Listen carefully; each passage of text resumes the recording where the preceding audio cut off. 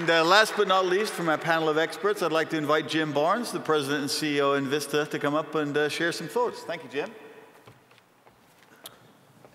Jim. Thank you. As Eddie said, my name is Jim Barnes. I'm the President and CEO of a supply chain and IT strategy consulting firm called enVista. And today is really about enterprise integration, which is really kind of geek talk. So I'm going to try not to be too geekish about this, to be quite frank, because we can get really in the weeds. So just kind of a raise of hands. I think most of you are in some supply chain related field, correct? Raise of hands? Okay. How many are you in IT? Anybody here in IT? Very, very few. We got the Manhattan guys here in IT, of course. So I consider myself really a supply chain technologist, and what does that really mean? Really taking supply chain best practices, supply chain optimization from an operations research perspective, and really blending that with technology. Let's get this. So what is really enterprise integration? Let me put this in perspective. I think you can relate to this. If you can think of transport logistics as being a transportation highway, I want you to think of enterprise integration as being a data highway.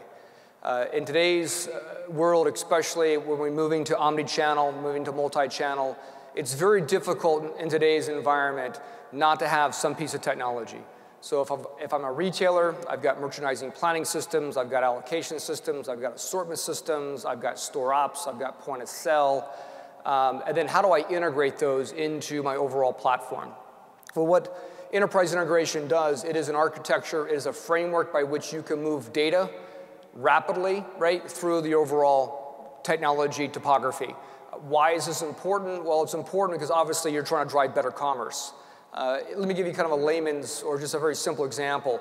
Everybody familiar with EDI, right? Electronic Data Interchange. Everybody familiar with an 856 advanced ship notice? Okay. How about what we call an 850, a purchase order EDI 850? How do you actually move POs to your trading partners? Through an EDI 850. The way you get an invoice is through an EDI 810. Well, today, many of you, if you are actually using EDI in this example, most likely have multiple disparate applications. And those multiple disparate applications need to talk to each other, which we really call basically an application-application integration, or a B2B type integration. Why is this important? Well, let's think about it. Today, unfortunately, especially in big box retail and also in specialty retail, there's really not one common version of the truth. The most commonly used application out there is called Microsoft Excel, okay? That's a challenge. Microsoft Excel is not scalable, right? There is not one version of the truth. If I'm running Excel looking at analytics and Eddie's running Excel doing something different, guess what? That data is not talking to each other.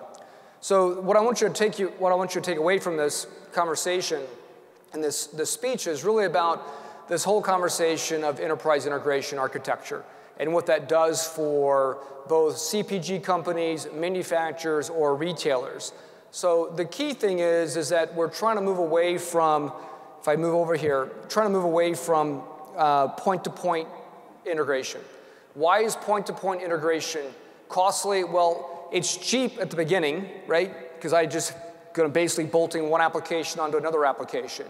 It's expensive when you want to change something, okay? So if I'm running SAP, I'm running a warehouse management system, and I decide to replace my warehouse management system with something else, most likely you built point-to-point integration, but the key operative word here is you built intelligence in that interface, right? Which basically can be costly to you over time.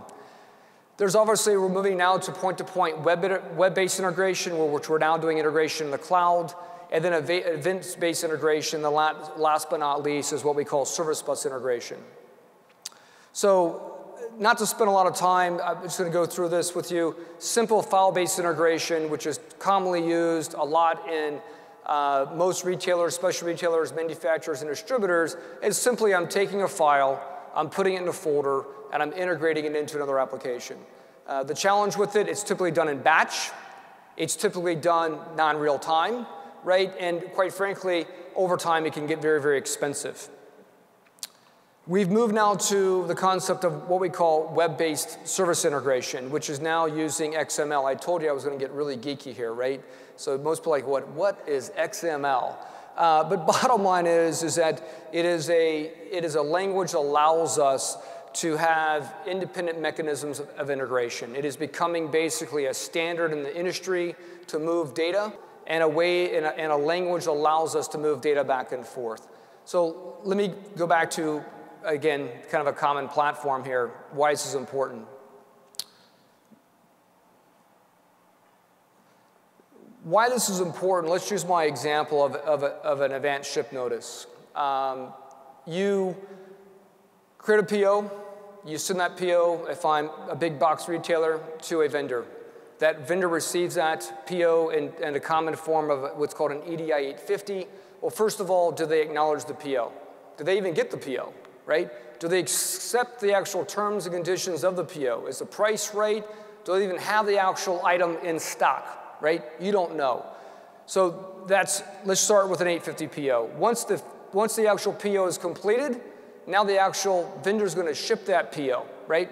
Well, how do they do that? Well, are they going to do that on a route request portal? Are they actually going to just call you? They're going to fax the actual route request?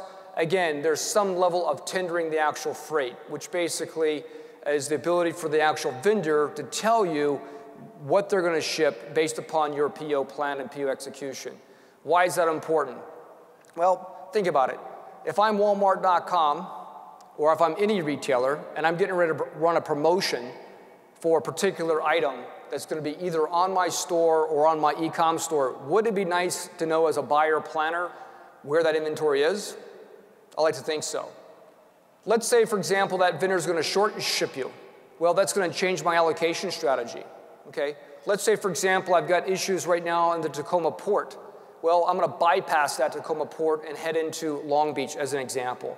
Having the information, having the visibility of where that data is really the operative word. So now let's say I get the advanced ship notice. What do I do with it? Okay? What systems, where does advanced ship notice go? Where do I take that 856 data? Well, my merchant needs that data. My warehouse needs that data. My transportation team needs that data, right, in order to make good business decisions. So where we're going in the future, if you're not already there, is this whole concept of enterprise service bus technology, or ESB. And if there's a message that I want you to leave away here, is that really what we're trying to accomplish as supply chain technologists, as practitioners, is that we want to decouple applications and create basically an intermediary to basically move data back and forth in the most effective and common way. So it doesn't matter if you speak Japanese and you speak German or you speak French, there's an intermediary application that's going to take that data and basically manipulate it from a protocol perspective and move it to the appropriate application so you can make better informed decisions, okay? That's what we're talking about from an ESB. So you kind of basically have to take a step backwards to take 2 steps forward, because many of you most likely have got disparate applications that you've integrated with point-to-point integration. Where we're going right now is with a whole common, what we call a common decoupling methodology, or what we call a canonical model. And the canonical model is our ability to basically decouple that inventory, or decouple that data, and put it into an intermediary translation system that allows you to move that data back and forth. So I know I lost most of you, right, in this conversation. But this is important, and this is where the future is going. So here goes a good example. Here's a typical retailer. And this just gives you an idea of their point-to-point integration. So there are multiple systems here. There is a tax system for point of sale. There is a warehouse management system. There is an ERP application. There is a merchandising planning system here, right? There is a PIM system, product information master application. There is a e-com, right? So this is expensive. This particular client happens to be a retail client of ours.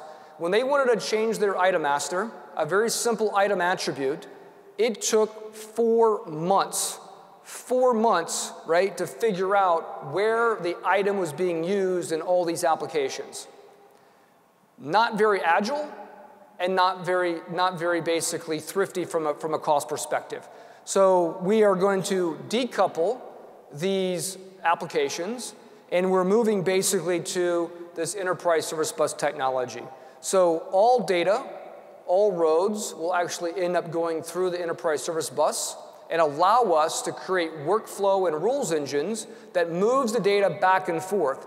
So if you're a supply chain guy, I hope you get this, because this is where we're going, right? Because at the end of the day, this is going to allow you as supply chain practitioners to enable commerce and move faster and be a lot more agile.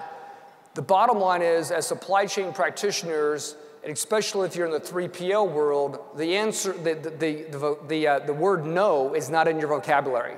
The last thing you want to happen is basically go back to your functional business users and say, I can't do this because my technology does not allow me to do this.